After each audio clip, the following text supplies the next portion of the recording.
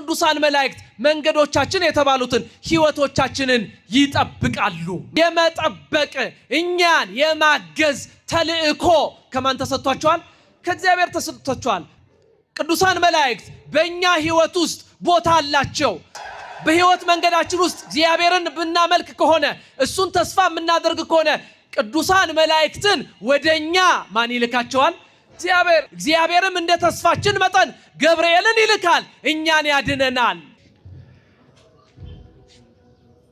እናማተ በስመ አብ ወወልድ ወመንፈስ ቅዱስ አሐዱ አምላክ አሜን። ክቡር አባታችን መላከ ብስራት መምህር አብርሃም ዲበኩሉ የዚሁ ደብር ዋና አስተዳዳሪና የበላይ ጠባቂ፣ ክቡር መጋቤ ሐዲስ መምህር ብርሃነ ሕይወት የደብሩ የስብከተ ወንጌል ኃላፊ፣ ክቡር ወንድማችን ሊቀ መዘምራን እስጢፋኖስ፣ እህታችን ዘማሪት አዜብ፣ ሌሊቱን በማህሌት ያደራችሁ ሊቃውንተ ቤተ ክርስቲያን እንደየማይረጋችሁ እግዚአብሔርን ብላችሁ በቅዱሱ ስፍራ የተሰበሰባችሁ የቅዱስ ገብርኤል ወዳጆች ክርስቲያኖች በልዑል አምላክ በቅዱስ እግዚአብሔር ፍጹም ሰላም ሁላችሁንም ሰላም እላችኋለሁ። እንደምን አደራችሁ? እንደምንስ ቆያችሁ? አምላካችን እግዚአብሔር ለዚህ ቀንና ለዚህ ሰዓት ስላደረሰን ስለማይነገር ስጦታው ስሙ የተመሰገነ ይሁንልን። አምላክን ያየንባት ዓይናችን ልዩ ወደሆኑ ወደ አብ ወደ ወልድ ወደ መንፈስ ቅዱስ ኃጢአትን የማስተሰረይ ስልጣን የተሰጣት ማምላክ ወላዲት አምላክ ስለማይነገር ስጦታዋ ስሟ የተመሰገነ ይሁን። ወር በገባ በ19 የምናከብረው የመላእክት አለቃ የቅዱስ ገብርኤል በረከትና ረድኤት በሁላችን ላይ ይደረግልን። መልአኩን ከፍ አድርጋችሁ አመስግኖት። እንኳን አደረሳችሁ እልል ብላችሁ አመስግኖት። ወር በገባ በ19 የምናከብረው የመላእክት አለቃ ቅዱስ ገብርኤል በረከትና ረድኤት በሁላችን ላይ ይደረግልን። በምንቆይበት ጥቂት ደቂቃ እግዚአብሔር ያስተምራል፣ እግዚአብሔር ይመክራል፣ እግዚአብሔር ይገስጻል። ቅዱሳን መላእክትን ይዘን እግዚአብሔርን እናመሰግናለን። ቅዱስ ዳዊት እንደተናገረ በመላእክት ፊት ዘምርልሃለሁ እንዳለ በእግዚአብሔር መልአክ በቅዱስ ገብርኤል ስም ለአምላካችን ለእግዚአብሔር የምንቀኝበትና የምንዘምርበት ሰዓት ላይ እግዚአብሔር በሰላምና በጤና እንድንገናኝ ስለረዳን ስሙ የተመሰገነ ይሁንልን። ክርስቲያኖች፣ ማን ነው የሚያስተምረው? ማን ነው የሚመክረው? ቤተክርስቲያኒቷ እንዲህ አይነት ጉባኤ ስታደርግ አንድ ሰው ብቻ እንዲናገር አምላክ በዛ ላይ እንዲናገር ሌሎቻችን ተቀምጠን እንድንማር አንዳንዶቻችን ቆመን እንድንማር እግዚአብሔር የሚያደርገው ለንስሐ ነውና ቃሉን ለንስሐ እንዲያደርግልን ፈቃዱ ይሁንልን። የምንማማርበት የትምህርታችን ርዕስ በዚህ በዳዊት መዝሙር 91 ቁጥር 11 ላይ በመንገድ ሁሉ ይጠብቅህ ዘንድ መላእክቱን ስላንተ ያዛቸዋል በሚል ይሆናል።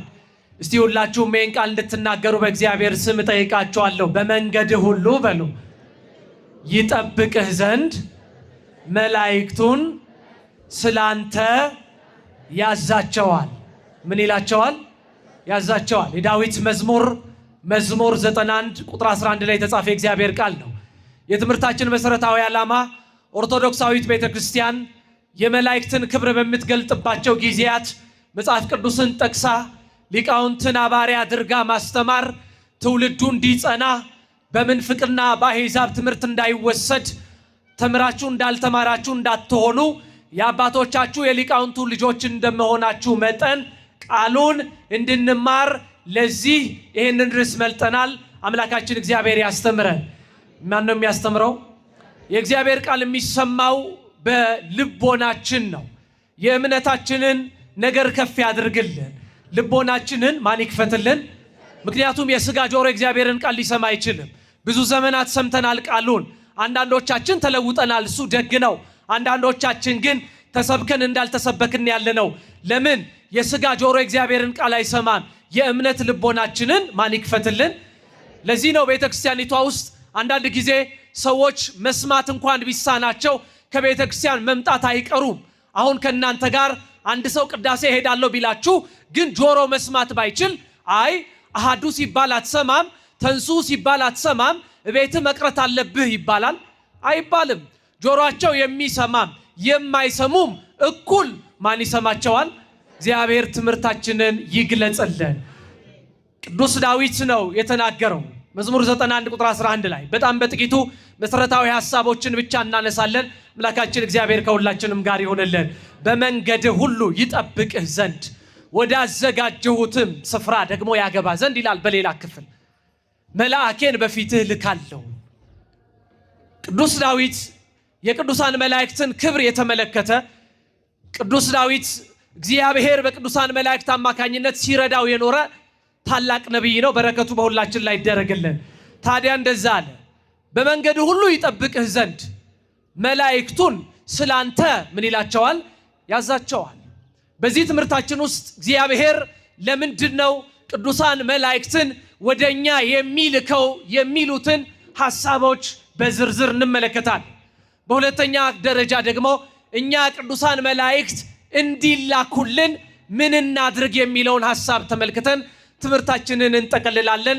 አምላካችን እግዚአብሔር ከሁላችንም ጋር ይሁንልን። የኦርቶዶክስ ቤተክርስቲያን የነገረ መላእክትን ትምህርት ታስተምራለች፣ ትተረጉማለች። እቺ ቤተክርስቲያን የሚታይና የማይታዩ አካላት ውህድ ናት። ቅዱስ ጳውሎስ እንደተናገረ የምንታየው እኛ በምድር ያለነው ነው፣ የማይታዩት ደግሞ ቅዱሳን መላእክት ናቸው። ባካችሁ በአይናችን ሳናያቸው በእምነት ተመልክተናቸው የሚረዱንን ቅዱሳን መላእክትን እነ ቅዱስ ገብርኤልን ከፍ አድርጋችሁ አመስግኑልን ልብላችሁ። አዎ እዚች ቤተክርስቲያን ላይ የሚታይ ነገር ብቻ አይደለም ያለው፣ የማይታይ ነገር ግን በእምነት የምንገነዘባቸው ነገሮች አሉ። ቅዱሳን መላእክት ቅዱስ አትናቴዎስ እንደሚናገረው የኛ ወንድሞቻችን ናቸው። ምኖቻችን ናቸው? ወንድሞቻችን ናቸው። አንድም እንዲህ ባለ በጾም ጊዜ ቅዱሳን መላእክት ወንድሞቻችን ይመስላሉ ይሉናል።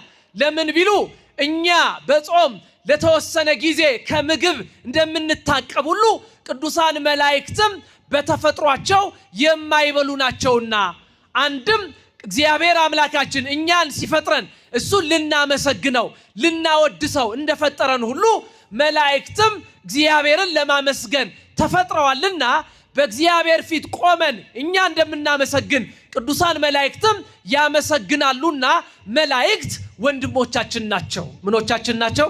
ወንድሞቻችን ናቸው። ስለዚህ ይሄንን ነገር ቅዱስ ዳዊት ተናገረና ቅዱሳን መላእክት ከእግዚአብሔር ዘንድ የሚታዘዙ ናቸው። ለመዓት ለምህረት ይታዘዛሉ።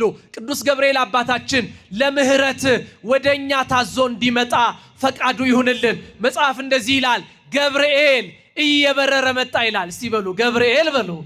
ምን እያለ መጣ? አመስግኑት። እየበረረ መጣ። አሁንም አዎ እግዚአብሔርን የምንለምነው ቅዱሳን መላእክቱን በረው ካለንበት ችግር እንዲያወጡን ነው። ቅዱስ ዳዊት በመንገድ ሁሉ ይጠብቅ ዘንድ አለ። መንገድ ማለት ሕይወት ነው። ለጊዜው እኛ በሁለት እግራችን የምንረማመድበት ፒስታው ሊሆን ይችላል፣ አስፋልቱ ሊሆን ይችላል። ፍጻሜው ግን መንገድ ማለት ሕይወት ማለት ነው። ምን ማለት ነው? ሕይወት። የሰው ልጅ ይሄ በብርቱ የምንታገልለት ሰኞ ጠዋት ወተን እስከ ቅዳሜ ከሰዓት የምንለፋለት ሞልቶ የማይሞላው ሕይወት መንገድ ተብሎ በመጽሐፍ ቅዱስ ተጠቅሷል። አንድም ገና ከሕፃንነታችን ጀምረን እስከ ሽምግልና ጊዜያችን በዚህ ምድር የምንኖረው ኑሮ ሕይወታችን በመጽሐፍ ምን ተብሏል? መንገድ ተብሏል። መንገዳችንን ማን ይምራልን? ለዚህ ነው እኮ መጽሐፍ መንገድህን ለእግዚአብሔር ምን ስጥ ይላል? አደራ ስጥ ይላል። ክርስቲያኖች ሕይወታችሁን ለማን አደራ እየሰጣችሁ ነው? ድሃ በተባልንበት ሀገር፣ እሱ ብቻ ደግሞ አይደለም፣ ሰዎች ሌላ ስያሜ በሰጡበት ዘመን የድሃ በተባልንበት ሀገር መንገዳችንን ሕይወታችንን ማን ይምራልን? ምክንያቱም ተስፋችን እሱ ነው። አሁን በዚህ ዘመን የምንደገፈው የማይወድቀው ግንባችን መደገፊያችን ማን ብቻ ነው? አመስግኑት ባካችሁ። እሱ መንገዳችን ነው። በሕይወት መንገዳችን ውስጥ እግዚአብሔርን ብናመልክ ከሆነ እሱን ተስፋ የምናደርግ ከሆነ ቅዱሳን መላእክትን ወደኛ ማን ይልካቸዋል? እግዚአብሔር። ተስፋ አድርጉ ባካችሁ። በሰማይ ላማለኛ አይደለም ክርስትና ሁሉም የእግዚአብሔርን ዓይን ተስፋ አድርጎ ይኖራል። እግዚአብሔርም እንደ ተስፋችን መጠን ገብርኤልን ይልካል፣ እኛን ያድነናል። ተመልከቱ፣ እንኳን እኛ ሞልቶልን ይቅርና የዓመት ልብስ የዕለት ጉርስ የሚጠብቁ የኔ ቢጤዎች ነዲያን እንኳን ማንን ተስፋ አድርገው ይኖራሉ? እግዚአብሔርን። እስቲ ልጠይቃችሁ፣ አንዲት የኔ ቢጤ ልጇን ይዛ ብታዩና ይሄ የያሽው ልጅ ሲያድግ ምንድነው መሆን የሚፈልገው ብትሏት እንደኔ ይለምናል፣ የኔ ቢጤ ይሆናል ትላለች? አትልም። ልክ እንደ ሀብታሞቹ እንደ ሞላላት ሰው አዎ ልጄ አድጎ እኔን ይጦረኛል፣ ከወደኩበት ያነሳኛል ትላለች። ማንን ተስፋ አድርጋ? እግዚአብሔርን። ሰው በመንገዱ በህይወቱ ቅዱሳን መላእክትን የሚልክ እግዚአብሔርን ተስፋ ያደርጋልም ማድረግም መቻል አለበት። ቅዱስ ዳዊት በመንገድህ ይጠብቅ ዘንድ ያለው ይሄ ነው። ሁለተኛው ቅዱሳን መላእክት መንገዶቻችን የተባሉትን ህይወቶቻችንን ይጠብቃሉ። ምን ይላሉ? ምን ይላሉ? ይጠብቃሉ። በደንብ ይጠብቃሉ። ሰራዊት ናቸው። ለዚህ ነው የኦርቶዶክስ ቤተክርስቲያን በተለይ በስነ ስዕል ትምህርቷ ላይ ቅዱሳን መላእክትን ከምትስልባቸው ቦታዎች መካከል አንዱ የቤተ መቅደስ በሮቿ ላይ ማንን ትስላለች? ቅዱሳን መላእክትን ትስላለች። ለምን ቢሉ የመጠበቅ እኛን የማገዝ ተልእኮ ከማን ተሰጥቷቸዋል? ከእግዚአብሔር ተሰጥቷቸዋል። ታዲያ ዛሬ ለምንድን ነው የምትሄዱበት ሳይጠፋችሁ የምታሳልፉበት ጊዜ ሳይኖራችሁ ቀርቶ አይደለም፣ ከቅዱስ ገብርኤል በረከት እንድናገኝ ተሰብስበናልና መልአኩ ሁላችንን ይባርከን። አመስግኖ ትልል ብላችሁ። አዎ የመጀመሪያው መላእክቱን እግዚአብሔር ለምን ያዛቸዋል ነው። አንደኛ ፍሬ እንድናፈራ መላእክትን ያዛቸዋል። ምን እንድናፈራ? ተናገሩ እስቲ። ፍሬ እንድናፈራ። ቅዱሳን መላእክት በእኛ ህይወት ውስጥ ቦታ አላቸው። ፍሬ እንድናፈራ እንደው ዝም ብለን ያለን ክርስቲያኖች እንዳንኖር ዘመን እየፈጠነ ማህበራዊ ጉዳይ እየተቀላጠፈ ባለበት ዘመን ወደኋላ እንዳንቀር ቅዱሳን መላእክትን እግዚአብሔር ፍሬ እንድናፈራ ምን ይላቸዋል? ይልካቸዋል። ፍሬ እንድናፈራ ማን ይርዳን? ምክንያቱም በዚህ ዘመን አንዳንዶቻችን ተምረን እንዳልተማርን ሆነናል። እኛም አስተምረን እንዳላስተማርን ሆነናል። ክርስቲያኖች ፍሬ እንድናፈራ የንስሐ ፍሬ እንድናፈራ ማን ይርዳን? ምክንያቱም ያ ፍሬ እኮ ነው አዎ ዘመድ በሌለበት ጓደኛ በሌለበት በቀኝ የሚያቆመን ስራችንና ምግባራችንን በቸርነቱ እግዚአብሔር ሁላችንንም ይርዳን። ፍሬ እንድናፈራ ቅዱሳን መላእክት ይጠቅማሉ። እንደዚህ ሲባሉ አንዳንድ ሰዎች እንዴት ቅዱሳን መላእክት ፍሬ እንድናፈራ እንዴት ይጠቅማሉ ይላሉ። በዚህ በሉቃስ ወንጌል ምዕራፍ 13 ቁጥር 8 ጀምሮ አንድ ታሪክ ተጽፏል። ከኔ ጋር ናችሁ? እግዚአብሔር ከሁላችንም ጋር ይሁን። እዚህ ታሪክ ውስጥ ጌታችን አምላካችን መድኃኒታችን ኢየሱስ ክርስቶስ የክብር ይግባውና በምሳሌ ያስተማረበት ትምህርት ነው። አንድ ሰው የወይን ቦታ ነበረችው። የምን ቦታ? የወይን ቦታ ነበረችው ይላል። ታዲያ ከተከላት በኋላ 3 ዓመት ሙሉ ፍሬ ሊፈልግባት መጣ ይላል። ስንት ዓመት? 3 ዓመት። በመጀመሪያው ዓመት መጣ ቅጠል ብቻ፣ ሁለተኛው ዓመት መጣ ቁመት ብቻ፣ ሶስተኛው ዓመት መጣ ልምላሜ ብቻ። እሱ ግን ፍሬ የሚሰበስብበትን ቅርጫት ይዞ ወደ እሷ ቢመጣ ከቅጠሏ ላይ ከቅርንጫፏ ላይ ምን አጣባት? ፍሬ አጣባት። ስንት ዓመት ተመላለስ አልኳችሁ? 3 ዓመት። በኋላ የወይን አትክልት ሰራተኛውን ጠራው። ና እቺን ቁረጣት አለው። ምን በላት? ቁረጣት። ለምንድን ነው መሬቱን የምታጎሳቁለው? እሷን ከመትከል ይልቅ ሌላ ነገር ተክዬ ቢሆን ኖሮ ዛሬ እጥፍ አግኝቼ ነበረ። ቁረጣት አለው። የወይን አትክልት ሰራተኛው እንደዚህ አለ፣ ጌታ ሆይ በዚህ ዓመት ተዋት አለው። እስቲ በሉ በዚህ ዓመት በሉ። ምን በላት? ተዋት። ፋንድያ እስካደርግላት ዙሪያዋን እስከከተክታት እባክህ በዚህ ዓመት ብቻ ምን በላት? ያም ባለቤት በዚህ ዓመት ተዋታለው፣ በሚቀጥለው ካፈራች ታፍራ ብሎ ትቶ ሄደ ይላል። ከኔ ጋር ናችሁ?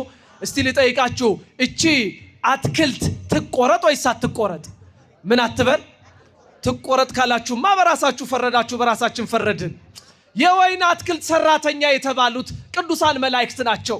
ቅዱስ ሚካኤል ነው፣ ቅዱስ ገብርኤል ነው። እኛ ወይኖቹ ደግሞ እኛ ነን።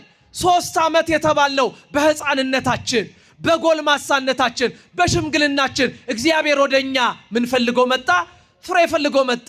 እንዲህ አይነት የጠዋት አውደ ምሕረት ጉባኤያት ክርስቲያኖች ፍሬ የተባለ ንስሐ፣ ፍሬ የተባለ ምግባር እንድናፈራ እኮ ነው። ቤተ ክርስቲያኒቷ ሞልቶላት አይደለም አውደ ምሕረቷን እንደዚህ የምታደርገው። እናንተ ክርስቲያኖች ወደ ማን እንድትጠጉ ነው? ወደ እግዚአብሔር። ይሄ የወይን አትክልት ሰራተኛ ገብርኤል ነው። ክርስቲያኖች ከኔ ጋር ናችሁ? በዚህ ዓመት ተዋቸው ይላል። እስቲ በጋውን ንስሐ አልገቡ ይሆናል። አብይ ጾም አልፏቸው ይሆናል። ምናልባት በክረምቱ ጊዜ በፍልሰታ ማርያም ጊዜ ስጋ ወደሙን ይበላሉ ብሎ ከማን ያማልደናል?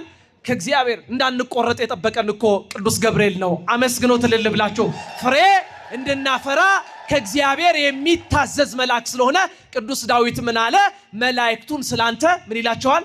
ያዛቸዋል። ከሞት የተረፋችሁ፣ ጥቂት ትንታችሁ ሊገላችሁ የነበራችሁ፣ ከከባድ አደጋ የተረፋችሁ እግዚአብሔር ለንስሐ ሕይወት ሁላችሁ ያብቃችሁ። ስለዚህ የመጀመሪያው እግዚአብሔር አምላካችን መላእክትን የሚልከው ፍሬ እንድናፈራና ምግባር እንዲኖረን ነው። ያለበለዚያስ በአዲስ ኪዳን የሚደረግ ክርስትና የክርስትና ስብከት ክርስቲያኖች ሰዎች ፍሬ እንዲያፈሩ ነው። አዎ ምን ዋስትና አለ ሌላ? ለዚህ ነው እኮ በማቴዎስ ወንጌል ምዕራፍ 3 ላይ እንደተመዘገበው ለንስሐ የሚገባ ፍሬ አፍሩ ተብሏል። እስቲ በሉ ለንስሐ በሉ የሚገባ ፍሬ ምን በሉ አፍሩ። ያለበለዚያስ ቅዱስ ጳውሎስ ደግሞ እንደዚህ ይላል፣ ፍሬ ቢሶች ሆናችሁ እንዳትቀሩ ይላል። ምን ቢሶች? ፍሬ ቢሶች ሆናችሁ እንዳትቀሩ። እኛም 24 ሰዓት እናንተን አገልግለን፣ አዎ በዚህ ዘመን ያለች ቤተክርስቲያን ህዝቡን ልትዋጅ ይገባል የሚባልበት ደረጃ ያለው አገልግሎት እየተሰጠ እናንተን እግዚአብሔር አምላካችን በቀኝ እንድትቆሙ ሁላችሁንም ይርዳችሁ። ስለዚህ የመጀመሪያው እግዚአብሔር አምላካችን መላእክትን የሚልከው ምን እንድናፈራ ነው አልኳችሁ? ፍሬ እንድናፈራ ነው። ሁለተኛ መዳናችንን እንዲያግዙን። ምናችንን? ጮክ በሉ፣ በደንብ ተማሩ። ቤተ ክርስቲያኒቷ ካስተማረች በኋላ ውጪ ስትጠየቁ አፋችሁ ሚንተባተብ እንዳትሆኑ። መዳናችንን እንዲረዱን እግዚአብሔር አምላካችን መላእክትን ይልካል። እንዴ መዳን እኮ የሚሰጠው መጽሐፍ ቅዱስ ይሌለ እንዴ? መዳን በማንም የለም ይሌለ እንዴ ይላሉ አንዳንድ ሰዎች። ደግሞስ በመጽሐፍ የተጻፈው የእግዚአብሔርን ስም የሚጠራ ይድናል ይላል። የማንን ስም? የጌታን ስም የሚጠራ ይድናል ይላል በዚህ በሐዋርያት ሥራ ላይ። እናንተ ደግሞ መዳንን ቅዱሳን መላእክት ያጎናጽፋሉ ትላላችሁ፣ ከየት አመጣችሁት ይላሉ። ከኔ ጋር ናችሁ? ይቺ ቤተ ክርስቲያን ማህፀነ ለምለም ሞሰበ ሙሉ ነች። አመስግኗት ባካችሁ ልልብላችሁ። አዎ የምታሳፍር ቤተ ክርስቲያን የለችም። ከሌ የሚባል ሰው ላያቅ ይችላል። እየሰማችሁኝ ነው? ከሌ የሚባል ሰው መመለስ ላይችል ይችላል። ቤተ ክርስቲያኒቷ ግን ስህተት የለባትም። በየትኛውን ጉባኤ ፊት ለፊት ቆማ መናገር የምትችል፣ ዓለም ላይ ያለውን ክርስትና መምራት የምትችል፣ በትምህርት ሃይማኖቷ የማታፍርም የማታሳፍርም ቤተ ክርስቲያን ነች። ይህንን አንድ ነገር ልንገራችሁ። አሁን እናንተ ስለ ቅዱስ ገብርኤል አማላጅነት ተናገሩ ብትባሉ፣ ጥቅስ አውጥታችሁ ተናገሩ ብትባሉ አንዳንዶቻችሁ አታውቁም። እውነቱ ሸን አቤት። ታዲያ ማንን ተማመናችሁ? ይችን ቤተክርስቲያን ሊቃውንት አይደል የተማመናችሁ? እኔ ባላቅ እንኳን ማን ታውቃለች? ባካችሁ አመስግኗት። ይችን ቤተክርስቲያን ታውቃለች። የስነ ልቦና ሙሉነት እንዲኖራችሁ በየትኛውም ቦታ አለማወቃችሁ እንዳያሳፍራችሁ ያደረገች ቤተክርስቲያን ነች። ስለዚህ አንዳንዶቹ የጌታን ስም የሚጠራ ምን ይላል ይድናል። የምንን ስም የሚጠራ? የጌታን ስም። እኛ ደግሞ መላእክት ከእግዚአብሔር ምን የሚላኩት መዳናችንን እንዲረዱን ነው እንዲያግዙ ነው እንላለን። እስቲ ልጠይቃችሁ፣ ሚካኤል ማለት ምን ማለት ነው? ማን እንደ እግዚአብሔር? who is like God? መኑ ከማምላክ እንደ እግዚአብሔር ያለ ማን ነው ማለት ነው። ምክንያቱም ሚካ ከሚለው አጠገብ ምን የሚለው ቃል አለ? ኤል። ገብርኤል ስንል አዎ እግዚ ወገብር ማለት ነው። አምላክ ሰው ሆነ። ሰው ምን ሆነ? አምላክ ሆነ። ስለዚህ በመላእክት ስም ላይ የማን ስም ተጽፏል? የማን ስም አለ? የእግዚአብሔር ስም። በደንብ አድምጡ። የእግዚአብሔርን ስም የሚጠራ ይድናል ከተባለ ገብርኤል ብለን ስንጠራ ገብርኤል የሚለው ስም ላይ የማን ስም አለ? የእግዚአብሔር ስም ስላለ፣ በሌላ አባባል ገብርኤል ስንል ማንን እያከበርን ነው? እግዚአብሔርን እያከበርን ነው። አንዳንድ ሰዎች እንደዚህ ይላሉ። አሁንም መላእክቱ ላይ እኮ ስማቸው የለም ይላሉ። መጽሐፍ ቅዱስ እንደዚህ ነው የሚለው። ኦሪት ዘጸአት ምዕራፍ 30 ምዕራፍ 23 ላይ ስሜ በእርሱ ላይ አለ ይላል። ምን በእርሱ ላይ አለ? ምን በእርሱ ላይ አለ? ስሜ በእርሱ ላይ አለ። ስለዚህ በገብርኤል ስም ላይ በቅዱስ ገብርኤል ስም ላይ የማን ስም አለ? የእግዚአብሔር ስም አለ። ስለዚህ የእግዚአብሔር ስም ካለ ደግሞ መጽሐፍ እንደተናገረ የእግዚአብሔርን ስም የሚጠራ ምን ይላል?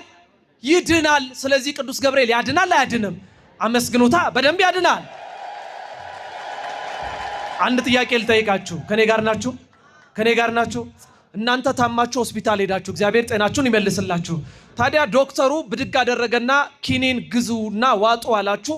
ያ ሰውዬ ኪኒኑን ገዝቶ ዋጠና ዳነ። ይሄን በሽተኛ ያዳነው ኪኒኑ ነው ወይስ ዶክተሩ ነው? እኔ እግዚአብሔር አላልኩም፣ ስሙ እንጂ። ሰውየው ወደ ዶክተር ሄደ፣ ኪኒን ታዘዘለት፣ ዳነ። ሰውየውን ያዳነው ኪኒኑ ነው ወይስ ዶክተሩ ነው? ዶክተሩ ነው። ስለዚህ ዶክተሩ እንደነገረው እሺ ብሎ አፉን አጣጥፎ መድኃኒቱን ሳይሄድ ቤቱ ቢተኛ ይድናል?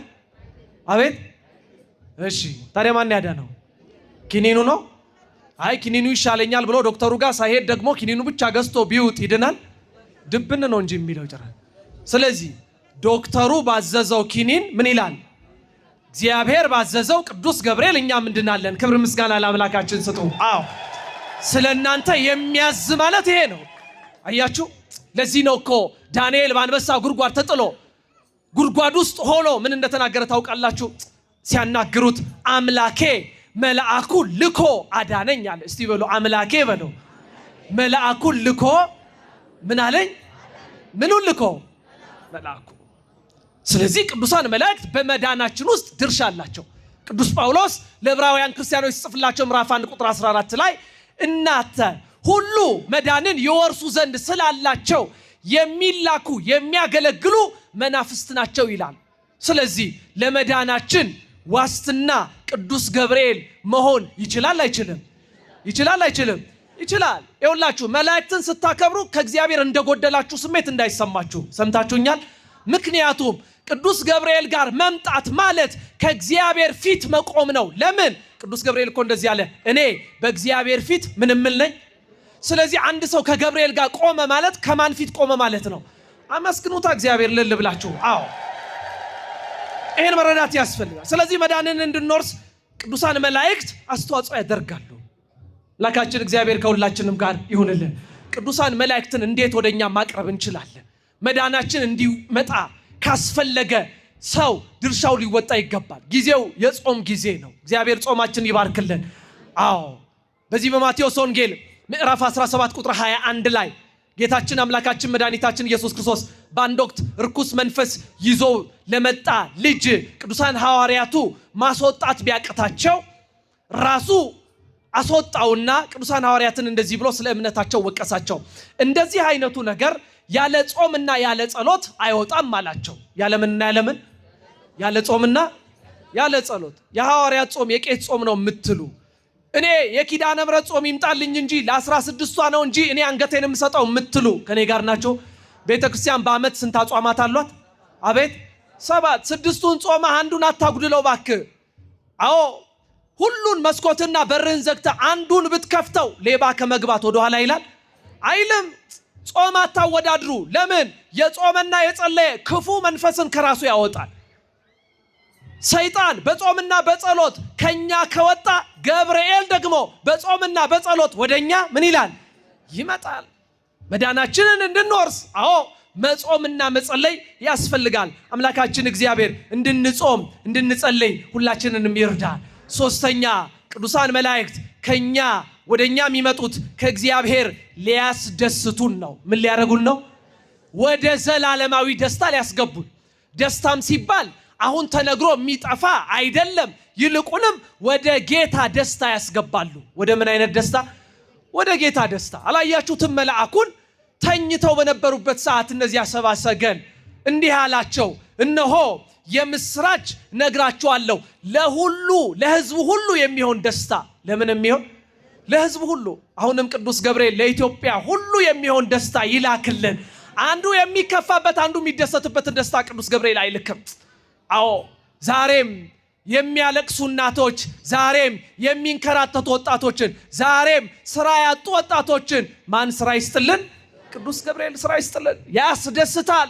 ስለት ሰሚ መልአክ ነው።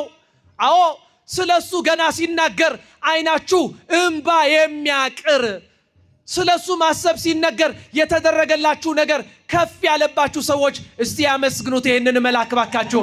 የሚያስደስት መልአክ ነው። ይኸውላችሁ እመቤታችን ወላዲተ አምላክ ከመላእክት ሁሉ ማንን ትወጃለሽ ብሏት ቅዱስ ገብርኤልን ነው የምትለው። ማንን ነው የምትለው? ቅዱስ ገብርኤልን። ለምን ቢሉ ከብቸኝነቷ የገላገላት። ምን ማለት ነው? ቤተ መቅደስ ሐርና ወርቅን እያስማማይ ሳለ አዎ አክብሮ አደግድጎ ሰግዶ ደስ ይበልሽ ብሎ አብስሯታልና ለእመቤታችን ለቅድስት ድንግል ማርያም ደስታ ቅዱስ ገብርኤል ትልቅ ቦታ አለው። ቅዱስ ገብርኤል እኛንም ያስደስተን። አሁንም የተከፋንበት ብዙ ነገር አለ። አዎ ይሄ መልአክ አስደስቶ የተከፉትን ካሉበት ያውጣልን። ክርስቲያኖች በከተማችን ውስጥ 78,000 ሰዎች በአመት ራሳቸውን ያጠፋሉ። እየሰማችሁ ነው? 78,000 ሰዎች። ይሄ ጉዳይ ወደ ቀናት ሲሰላ በአመት ኢትዮጵያ ውስጥ በቀን 30 ሰው ራሱን ያጠፋል። ስንት ሰው? 30 ሰው። አዎ እዚህ አውደ ምሕረት ላይ ቆመን እዚህ ሀገር ስላለው ችግር ማውራት ተገቢ አይደለም። ምክንያቱም አንዳንዶቻችሁ ከኛ በላይ መናገር ስለምትችሉ ይሄን ሁሉ ነገር እንድንረሳ ያደረገን መልአክ እኮ ቅዱስ ገብርኤል ነው። አዎ ስለዚህ የሚያስደስት ወደኛ የሚመጣ ታላቅ ደስታን የሚናገር መልአክ ነው። ስሙ የተመሰገነ ይሁንልን። ታዲያ ይሄ መልአክ ያስደስታል ብቻ ስትባሉም ደግሞ ተመልከቱ፣ ተጠንቀቁ ተብሎ ተጽፏል። ምን ተብሎ? ተጠንቀቁ። ተጠንቀቁ በፊቱ እንዳታስቆጡት፣ ያውም ገብርኤልን እንዳታስቆጡት። እናቶቻችን ምን ይላሉ? ሚካኤል ከሚያይክ ገብርኤል ከሚያይክ ሚካኤል ይህ ከኔ ጋር ናቸው። አጋንንቱ ሁሉ የማይወደው ለምን? ቁጡ መልአክ ነው። ቢያስደስትም በክፉ ምግባር የምንሄደውን ደግሞ አንመለስ የሚለውን ድዳ የሚያደርግ ነው። ያኔ ዮሐንስ ሲጸነስ ዘካርያስን ምን እንዳደረገው አታውቁም?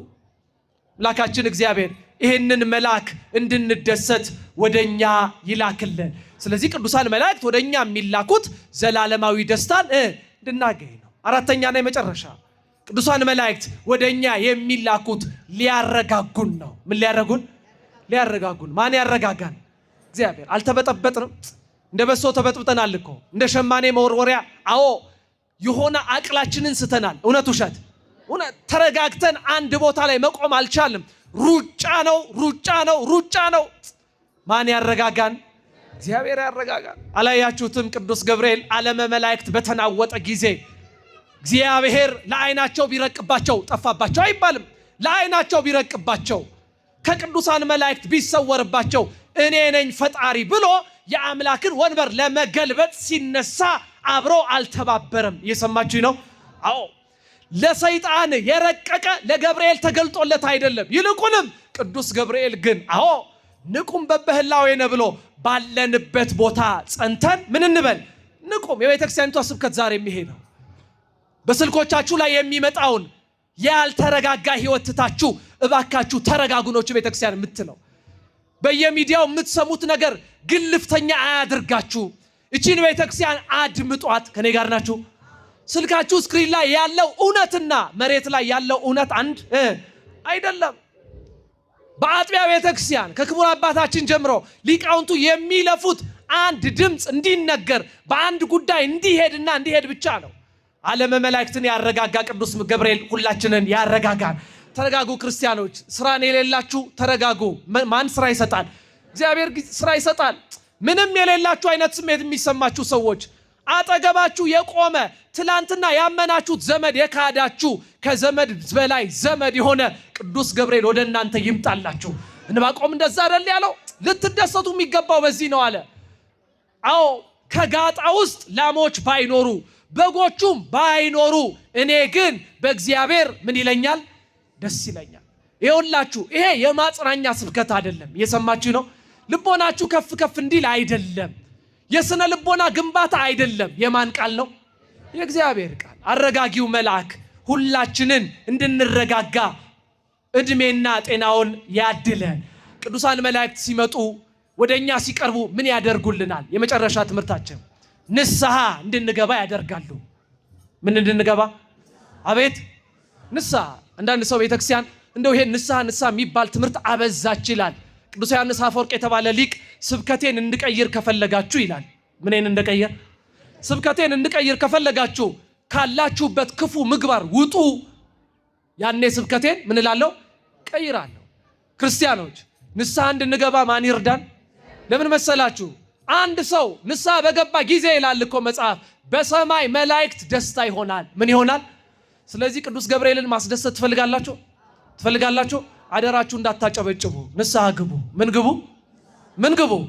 ንስሐ ግቡ። እስቲ ልጠይቃችሁ፣ አንድ የሞተ ዘመዳችሁ የማነጋገር እድሉን አግኝታችሁ ተመልሰ ከልጆች ጋር መኖር ትፈልጋለህ ወይስ ቤተሰብህ ንስሐ እንዲገባ ነው የምትፈልገው ቢሉት ምን የሚል ይመስላችኋል?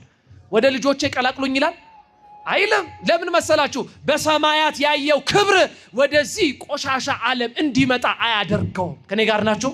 ስለዚህ ምን ልንገባ ያስፈልጋል? ንስሐ። ገና ነኝ የምትሉ ካላችሁ በትዳሬ ምክንያት፣ በቢዝነሴ ምክንያት፣ በማህበራዊ ጉዳይ ምክንያት፣ ወጣትነቴ፣ ትምህርቴ የምትሉ እሱን ተዉት። ከማን መታረቅ ነው የሚሻለው? ከእግዚአብሔር። ያኔ ታዩታላችሁ ቢዝነሱን፣ ያኔ ታዩታላችሁ ትዳሩን። ስለዚህ ቅዱሳን መላእክትን የያዘ ሰው ምን ይገባል አልኳችሁ? ንስሐ። ሁለተኛውና የመጨረሻው ደግሞ የሺህ ፍልጥ ማሰሪያው ምንድነው? ስጋውን እንድትበሉ ደሙን እንድትጠጡ ማን ይርዳችሁ? እግዚአብሔር። ቅዱሳን መላእክት በዚህ ውስጥ ትልቅ ቦታ አላቸው። ቅዱስ ዑራኤል ደሙን በጽዋ ይዞ ለዓለም የረጨ መልአክ ነው። ቅዱስ ገብርኤል ክርስቶስ ራቁቱን ሲሰቀል ቆሞ ያየ ሰይፉን የለቀቀ መልአክ ነው። ታዲያ ያንን ያህል ዋጋ የተከፈለለት ክርስቲያን መላእክት ባህሪያቸው እስኪቀየር ቅዱስ ገብርኤል ፍጹም እስኪቆጣ ድረስ ያደረገውን ፍቅር ክርስቶስ የገለጠው እኮ ስለኔና ስለናንተ ነው። ስጋውን እንድንበላ ደሙን እንድንጠጣ ማን ይርዳን? እግዚአብሔር ይርዳን። መላእክቱን ስላንተ ምን ይላቸዋል? ያዛቸዋል። በነገራችን ላይ ይሄ ጥቅስ የማቴዎስ ወንጌል ምዕራፍ 4 ላይ ያለ የመጨረሻ መልእክቴ። ይሄን ጥቅስ በአንድ ወቅት ሰይጣን ጠቅሶታል። ማን አልኳቸው? ሰይጣን ጠቅሶታል። ጌታችን ገዳመ ቆሮንጦስ ውስጥ በሚጾምና በሚጸልይበት ሰዓት ሰይጣንም መልአክ መስሎ ሰባኪ መስሎ ራስን ከዚህ ላይ ብትጥል እኮ ቅዱሳን መጻሕፍት ላይ በመንገዱ ሁሉ ይጠብቁ ዘንድ መላእክቱን ስላንተ ያዛቸዋል ተብሎ ተጽፈዋል፣ እግርህም በድንጋይ እንዳይሰናከል በእጆቻቸው ያነሱሃል ተብሎ ተጽፏል ብሎ ለጌታ ሰበከው። ለጌታ ምን አለው? ሰበከው። ሰይጣን መስበክ ይችላል? ማስተማር ይችላል? ያውቃል? መሀይም ነው አይደል? ምን ነው ደጋፊ አለ እንዴ? ጸጥ አላችሁብኛ። ሰባኪ መስሎ የሚገርማችሁ ይሄ ስለ ጌታ ሳይሆን ጌታን አምላካችን እግዚአብሔርን ስለሚያከብር አንድ ሰው እንዴት በመላእክት ዘንድ ጥበቃ እንደሚደረግለት የተጻፈበት ጥቅስ ነው እንጂ ጌታ ሲወድቅ መላእክት የሚያነሱት አምላክ ሆኖ አይደለም። ዛሬም ያሉ አንዳንድ ሰዎች እንደዚህ ናቸው። ጥቅስን ያለ ቦታው ያስገባሉ። ያለ ምኑ? ያለ ቦታው። አምላካችን እግዚአብሔር ነገረ መላእክትን ተረድተን የዚህ መልአክ ፈጣን ተራዳይነት ከሁላችንም ጋር ሆኖ ንስሐ ገብተን ስጋውን በልተን ደሙን ጠጥተን እንድንኖር ማን ይርዳን? ማን ይርዳን? እግዚአብሔር። ስትሰጡ በልግስና ስጡ። ምጽዋታችሁን ከልቦናችሁ አድርጉ። ከናንተ የሚጠበቀውን አድርጉ። የልብ መዘጋጀት ከሰው ነው። የምላስ መልስ ደግሞ ከማን ነው? ከእግዚአብሔር ነው። መላእክቱን ስላንተ ያዛቸዋል። ያስተማረን ማን ነው? የመከረን ማን ነው? አምላካችን ስላስተማረን ስለመከረን ስሙ የተመሰገነ ይሁን። ይቆየን።